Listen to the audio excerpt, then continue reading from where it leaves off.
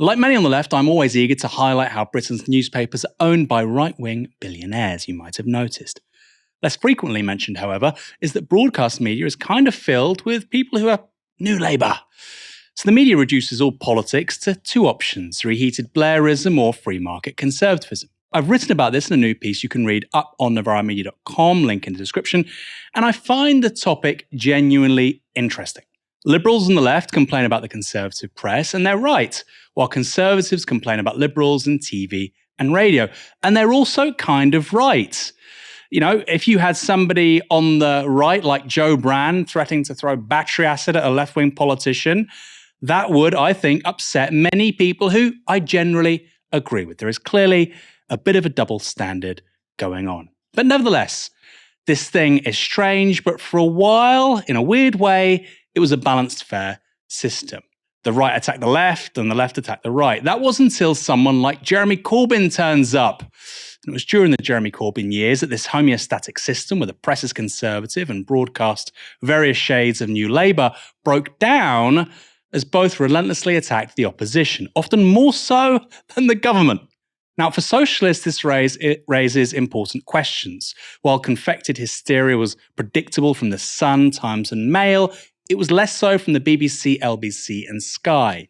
After a decisive leadership victory in 2016, few would have predicted that anti-Corbyn pundits and has-been Blairite MPs would end up squatting in TV studios until they got their way.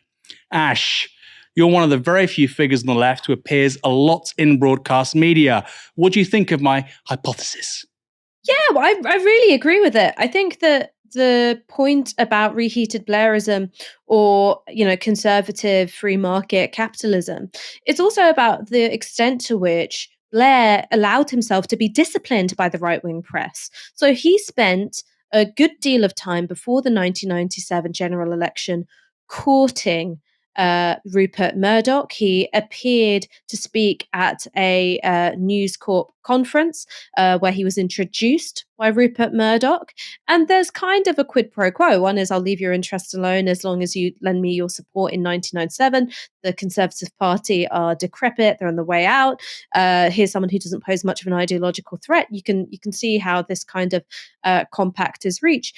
But then there is another thing which then goes on throughout the Blair premiership, which is where the right-wing tabloids lead, Blair and his government would follow. So you had that when it came to dictating the government line on asylum seekers. They had that when it came to antisocial behaviour and ASBOs, when it came to clamping down on welfare recipients. These were all themes which were, really being merrily played by the right-wing press, and Tony Blair and his cabinet dutifully followed.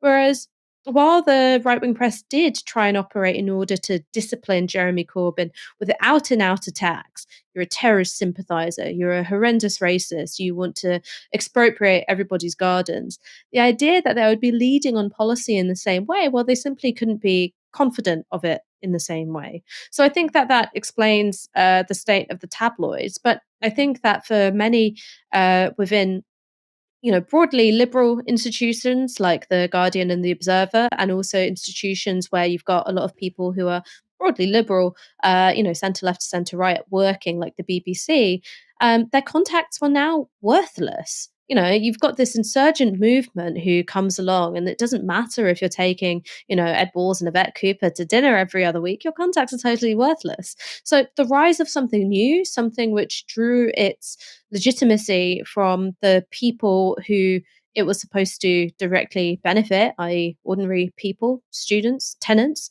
that threatened the status of the people who thought that they were kingmakers. And that's why you had an alignment of interests, I think, between those journalists and, the Labour right, who themselves had been, demoted a couple of pegs because there was a new kind of leadership. Yeah, I think for me, I'm trying to have a structural sort of assessment of the differences between Corbyn and Starmer. And I do feel like there's almost like relief across broad swathes of the media class that you do have somebody like Starmer back in charge of the Labour Party. That's really because they want reheated Blairism. and they get to bash the Tories and kind of defend their guy. And, I can't help but think about the Emily Maitlis monologue about Dominic Cummings, much of which I agreed with, by the way. But can you imagine a right-wing journalist or just a BBC journalist admonishing an advisor for a Labour Prime Minister like that at the top of BBC Newsnight? It would be implausible. So I think it's important to say when Conservatives or people on the right make these pronouncements about the state of legacy media, they're not wrong. And the point is, for us as socialists, is that actually, you look at print, we're not represented. You look at broadcast, we're not represented.